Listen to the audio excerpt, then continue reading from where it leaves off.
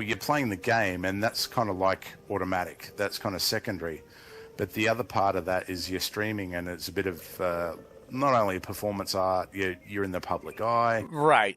You're conversing with people while you're trying to shoot down planes.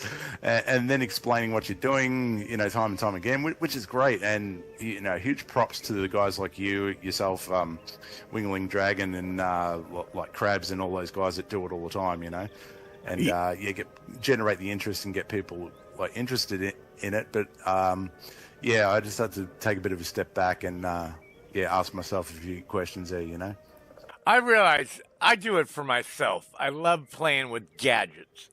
And this has allowed me to collect a bunch of gadgets and different programs and apps. And I can push a bunch of buttons and change scenes. And I don't care if anybody's watching it. Usually nobody's watching it. Sometimes there's 15 people watching it, and and then I do have several different games that I play. War Thunder gets me the best audience, the largest audiences, I think, and that's still very small. But then so does Elite Dangerous. There's a certain group of people who look for Elite Dangerous. They want to see people playing space. Huge cult following, doesn't it? Yes, it does. It does. And, it's like, and I can say this right now because there's nobody watching but it's like, I can't understand watching other people I'll watch Wingaling, or I used to watch you a little bit, but I play the game. Why the hell am I going to watch you play it, Yeah, and that's the mentality behind it. And, you notice it, and I started a match for Wingling the other day because, everyone was stacking his team, and, they're waiting to start this match. So I thought, okay, I'll populate the enemy side. And it was right at the end of his stream, and he finished streaming. And then the enemy team just emptied. They left.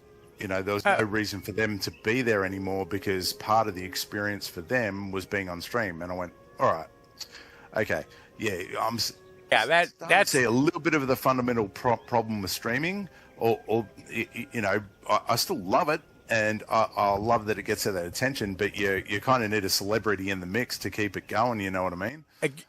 It's kind of a corruption of the gaming, sort of. I don't know if it's corruption or it's just it's fun. And Wingling is a great host too. Yeah, absolutely. Yeah, he's engaging. And he's just a lot of fun to watch. Whereas if I'm chasing a plane, I'm trying to shoot somebody down, I'm not talking to anybody, No. And then you'll get these and you can tell they're young. They're, 10, 13, something like that. And they're asking questions about the music or what else do you do? And, dude, I don't want to know you. I'm playing a game you can watch, okay?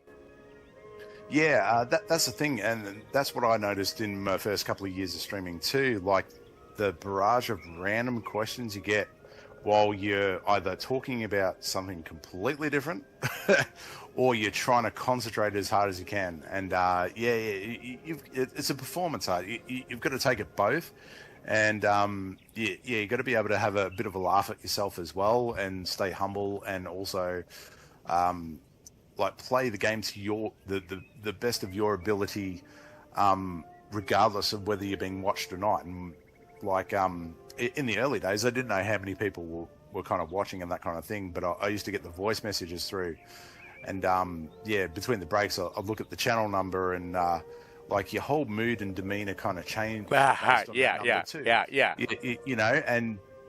nobody, I can't fuck up now. Everybody's watching. I got 62 people in here. I better, and you're watching the numbers go down, and it affects you, and it's like, I don't care. Yeah, it's true. No, it's true. It does. Lack of a better word, a subconscious level, or it was a conscious level actually. That the part of your mind that doesn't talk to the part of the mind that pushes the words out of your mouth. Yeah, that's thinking about it, and it's changing your mood and your demeanor based on that. And anyone that says that doesn't happen, I think that is full of shit. I'll make clips, and I'll put these little, and they're I've been watching those. and I'll put them on Instagram even. And on Instagram, it's like there's a lot of, there's people who go cool and all that, and then though there's some people who they've got to tell you how to do it better. Oh yeah. They've got no idea how long I've played the game. If this is the first time I've been in Aces of Thunder, or it's the 7,000th time I've been in War Thunder, or I had a good day or bad day, and they go, you really need to, and it's like, fuck, don't tell me, do